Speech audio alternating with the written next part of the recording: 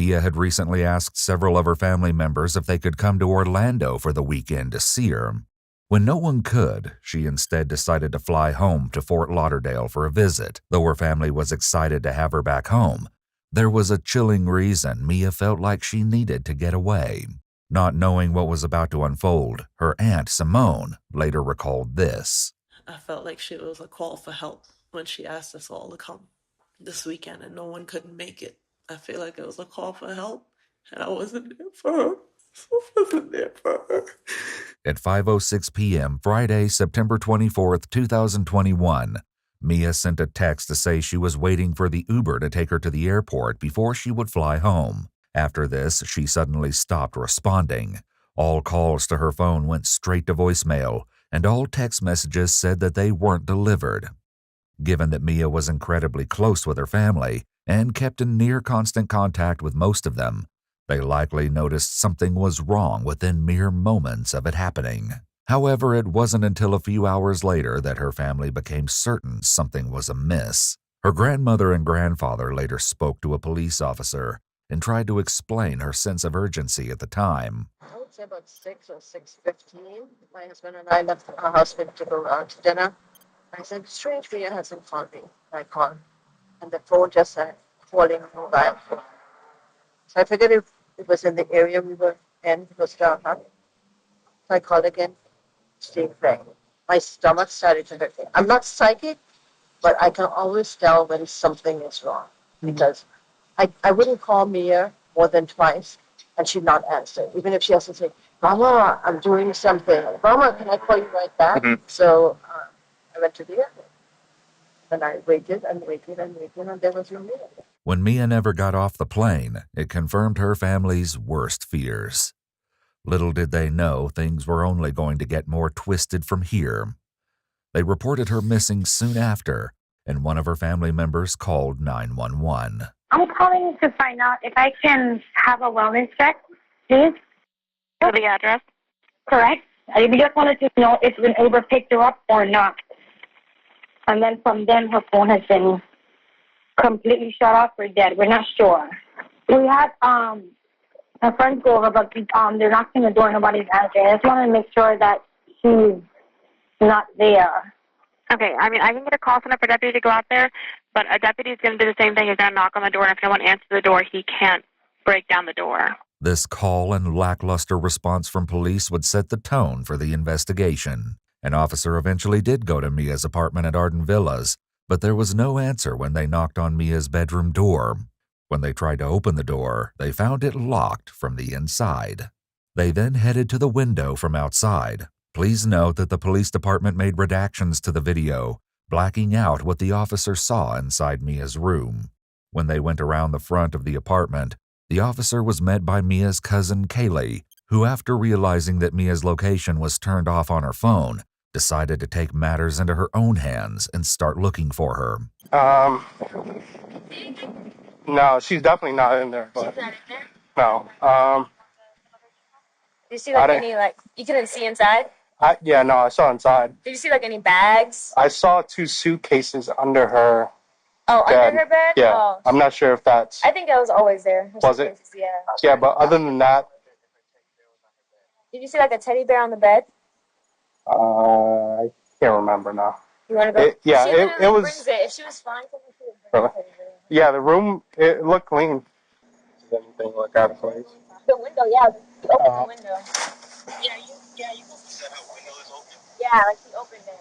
Ultimately, the officer left. Law enforcement would fail to recognize the urgency of Miya's case until later, perhaps only when it was already too late. With this less than helpful response from police, Miya's cousin Kaylee looked elsewhere for help. And the security guard, Jay, was here. And we approached him, asked him if he knew anything. And he said yes, that he was here when the police were there. And we said, okay, if you could please just accompany us so you could tell us about what happened when they were there. Because they knew Miya's door was locked, Kaylee and Jay headed to the window that the officer had looked through. Once we heard that the window was unlocked, we automatically knew that was off because my cousin had installed the window locks on all of their windows to prevent anyone from opening it from the outside, especially with them being on the first floor. Right. When we went up to the back, he showed us the window, and we, of course, tried to avoid touching anything because we didn't want to interfere with anything. He did mention that he saw fingerprints and that he took some himself with some tape, because when he asked the police officers to take some that were there earlier, they said that they were not going to, because it wasn't that type of case, I guess. Later, the security guard would allege that when he tried to hand over the fingerprints, the deputy actually laughed and said, "This isn't a high-priority case." However, this allegation has never been proven. Jay's immediate frustration for how the scene and Mia's case was handled was palpable. And now I'm getting mad because one of y'all deputies came out here, did not do the job that he was supposed to do. Me being a security guard, I should not have had to do the stuff that I did to have an officer come out here and look me in my face and tell me to keep the evidence that was lifted off of the windowsill. Oh, a couple weeks from now, maybe we'll need it. No, you're supposed to take that now. As strange as it was that the locks had been removed from Mia's window, it was even stranger that through the window, Kaylee could see that Mia's bedroom door had actually been barricaded from the inside by a small bookcase. Then she noticed something else that would later become integral. While we were back there, I was looking at the parking lot, the woody area behind with the fence. We were like, why is there a chair behind the fence? He said, oh, that's been there for a long time. And I was like, it's kind of weird, though, because the placement of it looks directly into their windows. It's kind of at a slight angle. So that was a little bit concerning. But he was like, no, that chair's been there for a long time. So I was like, okay, no problem. While we were back there, he mentioned another thing that was odd to him was that most people in the guest parking lot don't park, like parallel park in this one corner, which made sense to me because there are parking spots that go straight there. So if you're parallel parked back there, they can't get out. So he said what was weird to him is that there was a large tire track. This all seemed to hint that some awful fate had befallen Miya, but what exactly remained to be seen. Into the apartment, we all put on gloves and again asked Jay to come with us just to, I guess with the name security, he made us feel more secure having him there. We went into her room, avoided touching anything, and we immediately noticed that her room was in a disarray, very out of character from Miya. However, even more shocking was the sight of something still in her room. She has her decorative pillows, her sleeping pillows, and then, of course, the king of the world, her teddy. So Teddy usually sits right on the bed if he's not going with her wherever it is that she's going. If she's going to work, there's times that Teddy goes to work. Every trip, Teddy goes. Teddy's been on vacation with other people. Teddy has lived his life. With this in mind, her family knew she wouldn't simply have left the bear behind. And yet Teddy was still in her room. This meant one thing. Miya hadn't left. She wasn't not answering her phone. And her phone wasn't simply dead. She had been taken.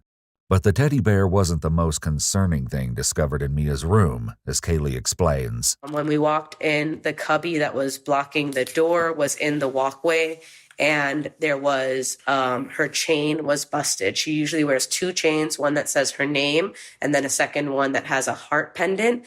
So I know the chain is the heart pendant one because the pendant was missing. Yeah. And the Miya one would have two separate pieces. So we saw that her bangles, she has a lot of bangles and they were given to her as gifts from like old family friends. So they're really sentimental for her. So to see them on the floor was a lot. To see them bent that way, I was like, okay, there's definitely something wrong here. Then we also noticed the blood on the pillow and we were thinking like, of course you look at it and you're like thinking, well, maybe it could be old. But then we're like, but she would have tried to get that out, or she would have at least put a pillowcase on to cover it up because you're not going to be sleeping on a naked, bloody pillow. Yeah. So that was a little bit concerning as well. After that, we continued to look around the room and found little bits and pieces that just kind of indicated that there was some type of struggle. The bed was moved. We could see the grooves in the carpet were different. They were here, and then the legs were pushed off.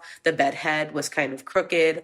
And then while examining underneath the bed, someone flipped over the rug. She has a blue furry rug, and found a box cutter. When we saw that, we were like, okay, that definitely can't be Mia's. The box cutter would turn out to be an important clue, as would the item they found in the trash, a single rose. Already feeling like Mia's disappearance wasn't receiving the kind of urgent attention they knew it needed, the rest of her family traveled the same day she was reported missing to gather at the Arden Villas apartments to continue the search, knowing that this was the last place she'd been seen. They would soon have a shocking and disturbing interaction. It's unclear exactly what happened in the moments prior, but one of Mia's family members began recording when someone else showed up, claiming to also be looking for Miya. The person recording kept their phone either in their pocket or their hand covered the camera, as we can't yet see what was happening until later. We can, however, hear the mysterious person talking with various members of Mia's family, including her father. I'm too old for it. Her friend Tati knows our relationship, I promise you. Nothing like that. Tati woke me up out of my sleep to come here to see if I saw anything, because we didn't know you guys were here. You're now hearing about this for the first time tonight. Yes, I was home. You still have text messages? Me and her haven't talked for like a few weeks. Like I told you, I try to call back. I'm older than her, so I don't even have her number now. All seriously. The man speaking is 27-year-old Armando Manuel Caballero. Armando worked as a maintenance man at Arden Villas, and he met Miya when the two became co-workers. In fact, he'd started at Arden Villas right after Miya, around 2 months prior to her disappearance. Now, around 3:45 a.m., approximately 10 hours after Miya was last seen, and though he lived at a different apartment complex, Armando was unexpectedly back at Arden Villas. This obviously struck Mia's family as odd, but the entire interaction would only become more concerning. Where's her roommate? I'll leave inside. Because I heard you had a recent conversation with her. Though it isn't shown in the footage, Simone, Mia's aunt, witnessed something fall out of Armando's pocket when he first got out of his car, something that looked like a key fob. This would turn out to be crucial later. Yeah, I'm seeking her wall and I dropped off the back end because I was involved. Other than that, it's just work. You never went in the apartment to fix anything? Before I have, yes. We had to do all the apartments. But I noticed a lot of stuff, because I set up the apartment myself. I know. And I set up certain things. I seen you move. Yeah, and I seen you already too. I seen you be. Trust me, bro. I got all good vibes. I'm not like that. Nah, but I wouldn't even came out here. Yeah, but from what I'm hearing, I didn't hear nothing good about you yet. Really? I promise you. What Armando didn't know was that because Miya was so close to her family, they immediately recognized him as someone she'd told them about. And because of what she told them, they were likely suspicious when he showed up at Arden Villas. You're sending her text messages like that, like trying to tell her, express your feelings for her. As a regular thing, when the property was... How is it a regular thing if you just said that you're older than her? Why is it a regular thing if you're expressing your feelings to her? Why is that? How is that a regular thing? Why'd you cash out for that amount of money? She said she had to help you. She had to help me? My daughter would never tell you that. On my soul, she told me that. She would never tell you that. On my soul, she said that. Her brother. But you just told me that you haven't spoken to her for so long. Yeah, because that was a while ago. That was a while ago. Was this week. That was a while ago. I'm in her cash app. That was this week. You see, Miya had complained about Armando, though he told her family he didn't have her number and claimed to have last spoken to Miya a few weeks ago. It would soon be revealed that that wasn't even remotely true. Miya often took screenshots of the things Armando was texting her and sent it either to her family members or to her friends. This included when, in the week before she went missing, Armando sent her a random Cash App payment for the amount of $600. Though Miya declined the money, she sent a screenshot of the message Armando included with the payment to a group text with other Arden Villas employees, titled "Off the Casa." Armando wrote to Miya, "Mama's good morning. I don't want you to feel any way about me giving you this. Like I said from before, you grew on me, and I feel I didn't have too much of a reason to be in your face unless I was making a difference, because I'm just a man and that's how I see it. From hearing you vent about your fam situation and hearing about how you're not able to live your life fully because of the difference in responsibility, and from the first few times I heard that, I've been planning and wanted to bless you. But it's not much, but it's yours. Enjoy it however you like. I don't want it back. Don't send it back. That was money I was putting up from turn to spend on dates or gifts for you. but I'd rather just give you the money so you could do what you actually need or want with it. Her friend responded to the screenshot. It just sucks that he works with you because I would keep it, but if you don't do what he wants, he gonna act crazy. Mia's friend likely had no idea how true that was. Armando had an interesting explanation for the Cash App payment. Because her mother didn't pay her rent no more. And when we was doing time, we've been friends already since June. I know Rashid seen me, her, and Rashid chill. There's nothing there. I never came after hours. I never bothered her. Did they take a statement from you earlier on? I just found out she was missing. You saw her today? Just found out, but I found out a few hours ago. And you saw her today? At work, yes. Have you done any work inside that apartment? Not recently. So when? So who's the maintenance person that was in the apartment yesterday? Or 2 days ago? Somebody did maintenance. You had to be there recently because you told me that you bought the fan there. So you were there recently. This is an integral question. As Armando was in maintenance at Arden Villas, he had an assigned key fob, which could access every single apartment and that worked during business hours.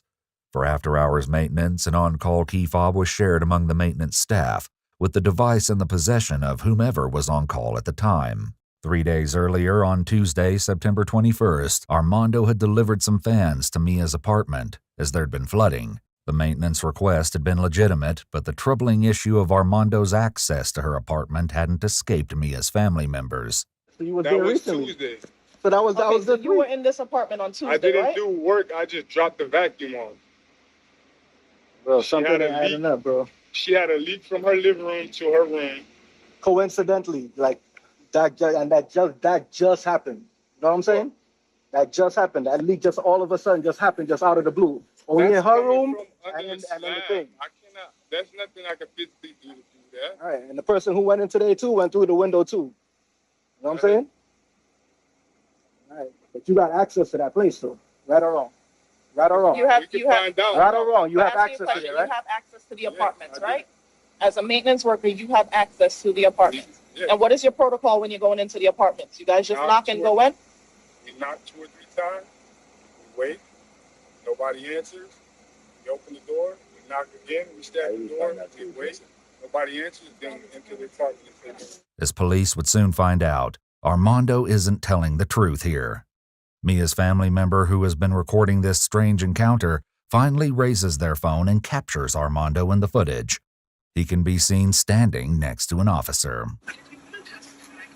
As of right now, you have sent obsessive texts to Mia. We have all seen the text. You talked about giving her your life savings. You cash out her money, and you claim that you weren't in touch. Who told her It's gave her on life text. savings? I never As a said matter of that. fact, we're going to get a police report to pull your phone records if that's the case. As it would turn out, because Mia had sent so many of the texts from Armando to her friends and family, the police didn't need to pull Armando's phone records to see that something was off. There's evidence of obsession, of something. You're fascinated with It's me. not only from my side, so don't try to make this. No one's saying that. It takes. She's not here to defend herself right now, so obviously we she's gotta talk to missing. you. So we're talking to you, who've been going back and forth I on understand text. that. All right, That is so your family. Right. But until we figure out what's going on, just don't beat me up. Nobody one's ain't beating beating you you up. If I'm guilty, But why would I you put come yourself in the middle right here. You brought yourself over here. The entire interaction with Armando out front of Arden Villas was odd, but what Armando said next did nothing but raise suspicions against him. I've never done nothing bad to me. Never done it. The videos capturing this incident end abruptly after this, but Mia's aunt describes what happened next. Armando got in his car. The officer never searched the vehicle. I don't know if there's procedure. He never looked in the vehicle or touched anything, told him to wind down with nothing. The vehicle took off. They went to the maintenance room. They came back. Armando then left. After driving away from the officer and Mia's family members, Armando was seen again driving around the buildings with his lights off. One of Mia's family members noticed something else that was incredibly concerning about Armando. Yeah, I noticed. So it almost looked like he had bronzer on because this area was it was puffed up and slightly bruised, like reddish. But how it was dark in the night when the light, you could see, when skin is stretched to a point that it shines, because with the swelling. Knowing what they did of his fixation with Miya, his return to the Arden Villas apartments the same day that Miya went missing raised red flags for her family. Little did they know Armando was hiding another, even more disturbing secret.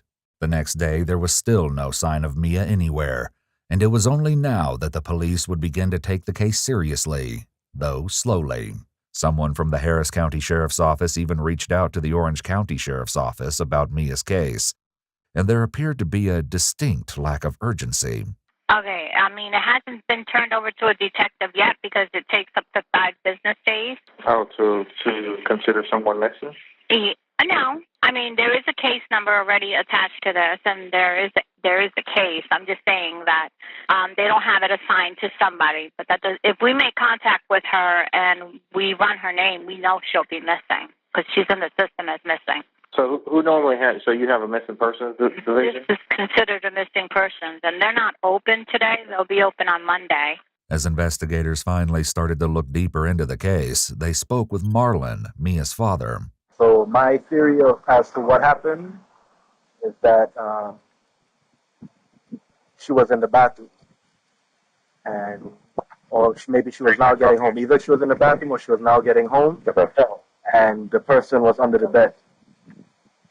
Okay. The person was under the bed, and that's where they had the box cutter and everything. Mm-hmm. And either when she came in, they startled her, or when she was coming out of the bathroom. You understand? The person who we suspect is somebody who works here. Mm-hmm. I heard about it. Okay. Her family also gathered again, this time inside Arden Villas. Police officers came and they said they weren't going to do anything but file a missing person report. She's an adult. They can't do an Amber Alert because she's over 18. But according to that officer, this is a typical college room that doesn't seem to look obstructed or tampered with. He said they weren't going to do much until a couple days pass and it becomes more. If you haven't got any information, if you haven't heard from her. As news of Miya's disappearance spread, calls flooded in as people tried to give any helpful information to aid in the search. And what do you want to report? We just got a message saying that a girl had been missing since 5 p.m. yesterday, and me and my roommate around, I'd say maybe 7 p.m., and we heard a girl and a guy, and they were screaming, but it didn't sound like good screams. It sounded like really bad screams. And we actually went downstairs to see if we could find anything, and there we heard a woman and a man screaming at each other, arguing in an apartment on the first floor. I don't know if this would be helpful information, but it was something that stood out to us last night. And after hearing about a girl going missing today, I figured I should report it just in case it could help. All of this was helpful, but Miya's family was already sure they had a suspect, Armando. Miya's family had been right. It did appear that Armando was obsessed with Miya.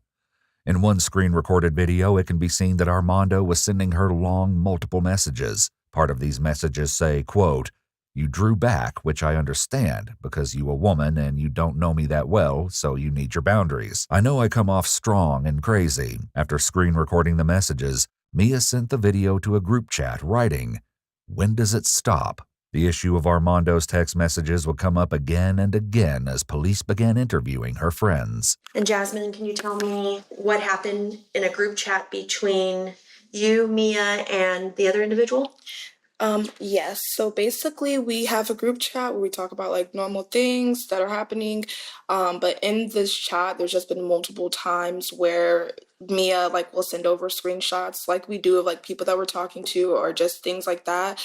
Sometimes complaining or just having issues with Armando sending her long text messages out of the blue, emotional messages to her even when she was barely giving him real responses back. Sending her long emotional messages, getting upset at her for not responding to him, all types of things. And from the start, her making it clear that although she did find him attractive or whatever the case may be, she has never necessarily wanted anything serious with him. They have never dated. They've never been involved in any aspect like that. That detail didn't seem to deter Armando. In one text to her friends, Miya wrote, Then if I don't respond, we know he getting the paragraphs ready. I always found it weird with that because I'm like, she's young, like she's 19, she's a freshman. I always found him to be weird because I'm like, this girl is like a young girl. She's not trying to be tied down with you, like, you know? And she made that very clear to him. So that's just the thing for me. Did they ever have any altercations with each other or any kind like of fights? Yeah. They never had any fights. He was very much a like messagey type of person. Like I never had any situations in regards to like her telling me like, oh, they got into like actual altercation. She did tell me that recently he tried to like make us not a scene, but like be petty towards her at work. He said it in a way like it was drawing attention because people were kind of like, dang, like why'd you say it like that towards her or whatever. And she was like, in the chat we were talking about like that's crazy that he's trying to like show out and call you a weirdo and stuff when he's the one that sends you long dramatic text messages every single day. Miya sent a text to the group chat saying, "Y'all, I'm confused," and a screenshot of a message Armando sent her saying, "I don't got any more patience with you. You honestly showed me the type of person you are. Like you said, people fall for your looks. Well, I seen the type of person you are. I don't got the energy or the fakeness to tolerate giving myself to you even as a friend. We two different kind of people." Armando also texted me a quote, "Just leave me alone if you don't have no intent to show any significance in my life." So Tuesday would have been the 21st. So The September 21st. 21st was the last. And can you tell me what that message said? Yes, so we were talking like normal. She said, I saw Armando just now. He had to bring me the blower and he was like, I think I cleared my mind enough and I'm ready to follow you back on Instagram. Because like I said, he would get overly emotional and obsessive over her. So like if she was posting and doing things and not talking to him, he would get upset and send her messages about that. So then she sent a screenshot after he left of what he said. And he basically said, everything else burnt out, but respectfully, I can't lie, I would have loved to taste you or see how it was at least once. And she said, y'all help me, what the F? Like asking what she should say to that. And I was like, what do you say to that when it's coming from a crazy person? Right. And she said, no, for real. I'm like, whoa. And I said, I would be like, let's keep it cute, friend, because I don't know what to say. And I basically said that because I was like basically like deflecting from the talk because you guys said like we're just friends. Armando replied to that text from Miya saying, "Right, whatever, you out-cooled me. I really didn't take no L. Why you trying to be so cool? I get it, it's over. I knew it was you making it seem like I'm making a mistake. So all the way through, I'ma let it go, just holler at you at work, bucko." But it seemed that Armando didn't take her rejection well. Mia's friend Rashid shared a similar story. He started sending her, like, not, like, just, like, paragraphs. It was, I could swipe and read it. And, it was so much to read that I was like, dang, like, I didn't obviously read through all of it, but she would show me, like, some of the stuff she was saying in some of the paragraphs and, how, like, and I was telling her, like, he's crazy and whatever. And then he was buying her all this stuff. He was giving her stuff, like every week. He got her, like, these flowers that were in her room, the blue flowers. Because she had, I guess he overheard like a conversation that she wanted him or something, or saw on our phone or something. In another screenshot Miya shared, Armando wrote to her, "And you ain't showed one concern of even giving me the opportunity to gain ground with you. If anything, every time I felt like I got closer to you the next day or the next hour, you acting colder. This ain't the grounds to the beginning of something good. I haven't been nothing but frustrated and confused the majority of the time." Miya wrote back, "Yo, I spoke to yesterday perfectly fine. Then I went out like, damn, why do you always have to act like this? Like, can you just chill?" Armando texted back, "If I have no reason to act like this, then you tell me one situation where you did any gesture to validate me, small or big, to make me feel special. A bagel, a lunch, a real compliment. At least a real statement of what you think about me, because I'm really starting to think you cold-hearted." Armando's obsessive behavior wasn't just over texting, as Rashid explains. One day I opened up my apartment when Mia was staying there, and he was outside doing something. And I remember it because I opened the door to open the door for her, and I was going to lock it behind her, and he was there, and she was like, oh, hey. He was outside my apartment.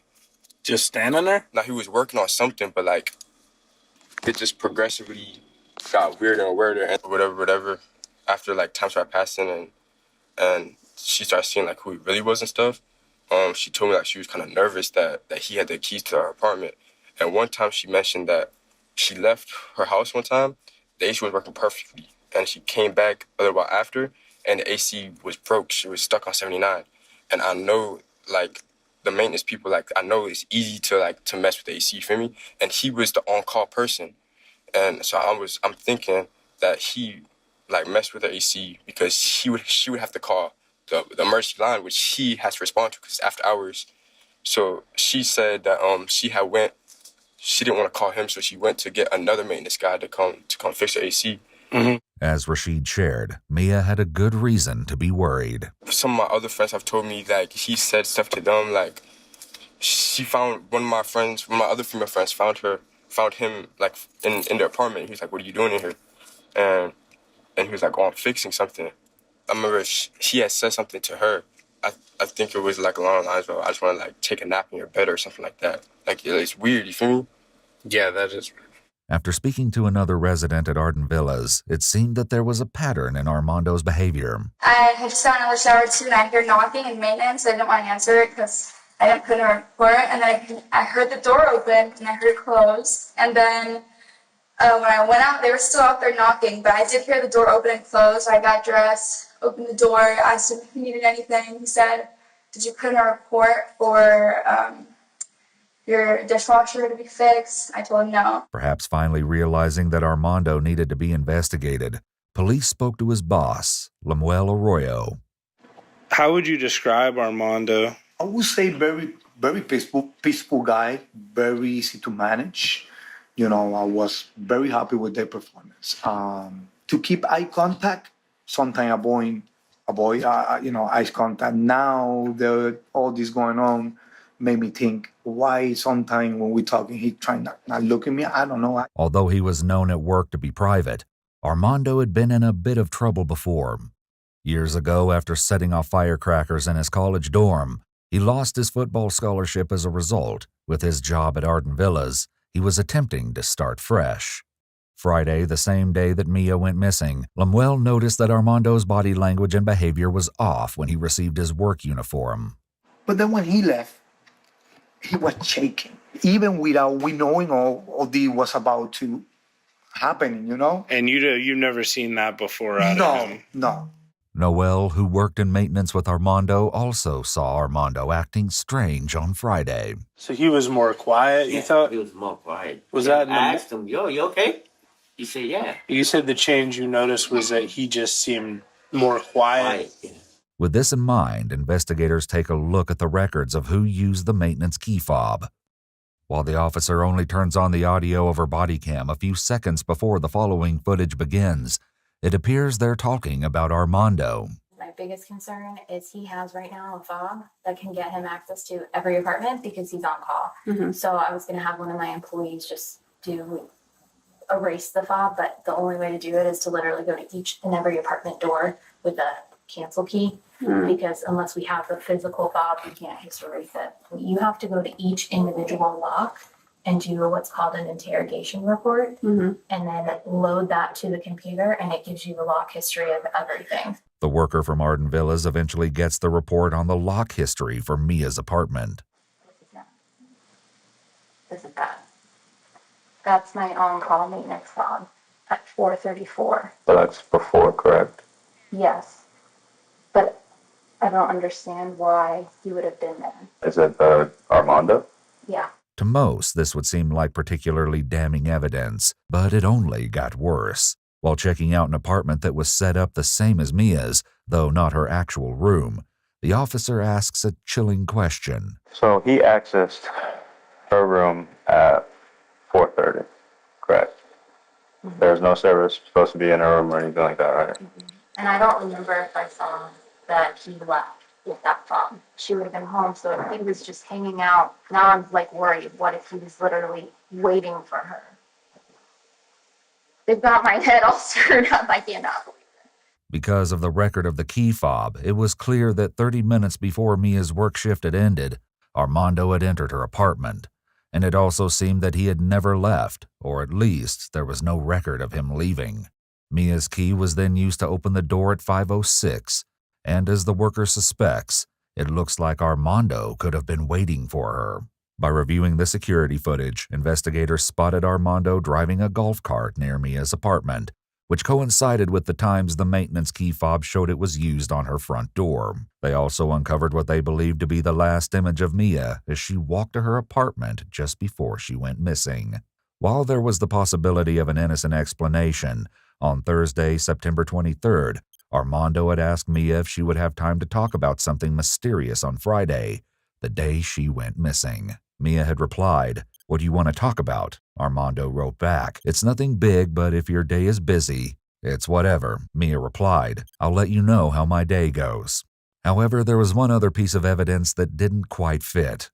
2 hours after Miya went into her apartment, Armando called the Arden Villa's office staff and asked to be let into the front gate as he was responding to a maintenance call that was made around 7 p.m. Just 5 minutes later, someone used Mia's key fob on the exterior lock of her apartment. It would be nearly impossible for Armando to have been at the gate of Arden Villas and then 5 minutes later unlocking Mia's door. The question was this Miya herself, and was the timeline of her disappearance a few hours later than her family believed?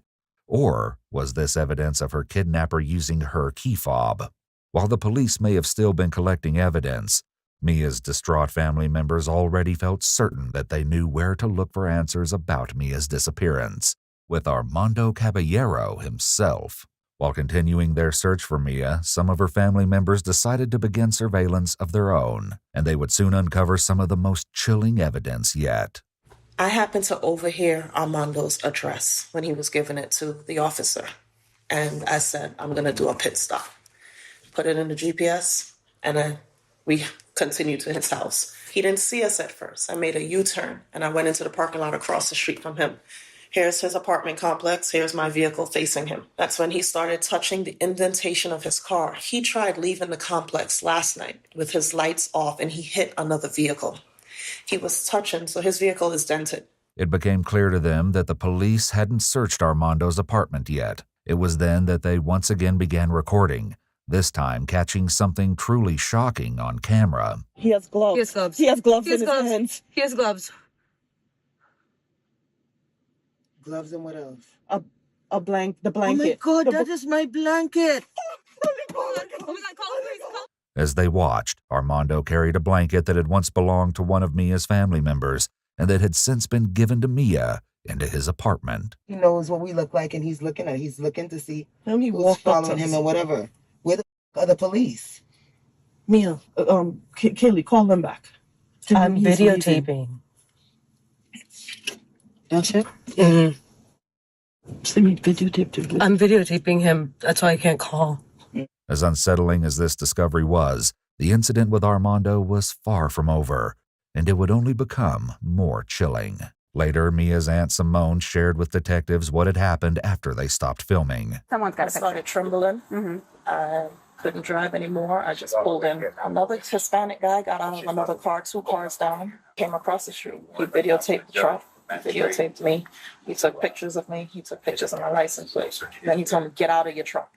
Get out of your truck." I didn't get out. He laughed. Across the street, he went back, and he does this again. This behavior, along with the discovery of Mia's blanket, seemed to solidify, for her family at least, that Armando was behind Mia's abduction. However, this interaction with Armando would come back to haunt them in the most chilling way. Armando then left his apartment but returned 10 minutes later. When police were able to find Armando and tell him that they wanted to look inside his apartment, he surprised everyone. He gave permission for Mia's family to search through his apartment while the police stood by. Is it like a quilt type of blanket? Yeah, like a quilt-like blanket-like thing. So if you see it, just let me know. That'll just give more bolster to the search warrant. It appears that this frantic search was not recorded, but Mia's family didn't find her blanket. It seemed that when Armando left, he must have disposed of the blanket. Either way, no other evidence was found, as Armando wasn't arrested or even brought in for questioning. In fact, soon after, he ended up leaving his apartment around 3 p.m. Approximately an hour and a half later, he was officially named as a suspect in Mia's disappearance. But to her family's frustration, he was already gone. His apartment was then secured, and at around 6 p.m., more than 24 hours after she was last seen or heard from, The Orange County Sheriff's Office released a missing persons bulletin for Miya. By now, it was becoming clear to at least some that the police knew they hadn't started their investigation as soon as they should have. Oh, you know, check the report. I guess. I mean, if they saw the blood and everything, it doesn't take long for. That was the end of it. Just some miscellaneous papers and stuff. Passport, about 30 euros. Wallets, checkbook. Cards.